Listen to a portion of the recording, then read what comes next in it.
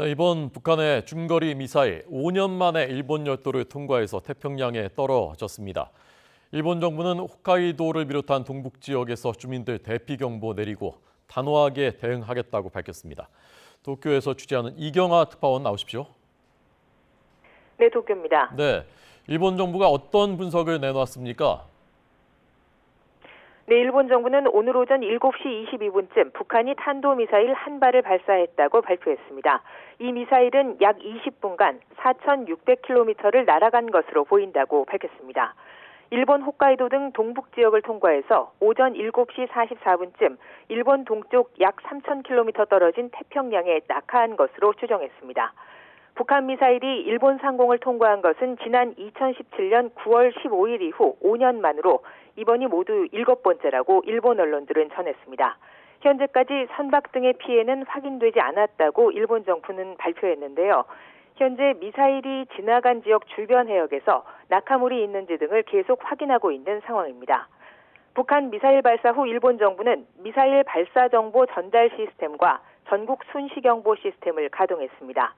미사일 발사 정보를 각 지자체와 방송 등을 통해서 국민에게 전하기 위해서인데요.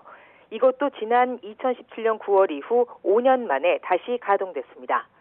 이 시스템에 따라서 일본 최북단 홋카이도와 혼슈에서 가장 북쪽인 아오모리현 주민에 대해서는 건물 안에 있거나 지하로 대피하라는 경보가 내려졌습니다. 네, 주민들의 안전이 직접적으로 위협받는 상황. 일본 정부가 어떻게 대응을 하고 있습니까? 네, 기시다 총리는 국가안전보장회의 NSC를 약 1시간 전쯤에 끝냈습니다. 이 자리에서 북한 미사일에 대한 정보 분석과 함께 앞으로의 대응 방향 등을 논의한 것으로 보이는데요. 이 회의를 시작하기 전에 기시다 총리는 취재진을 만나 북한의 미사일 발사를 강력히 비난했습니다. 최근에 잇단 미사일 발사에 이은 폭거라면서 강하게 비난한다고 언급했습니다.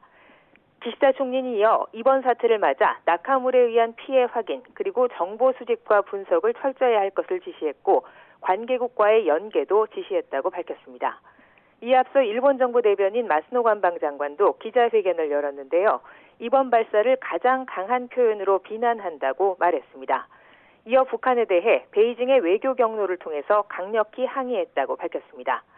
마스노 장관은 이와 함께 국제사회와 연계해서 이번 발사에 단호히 대응할 것이라고 강조했습니다.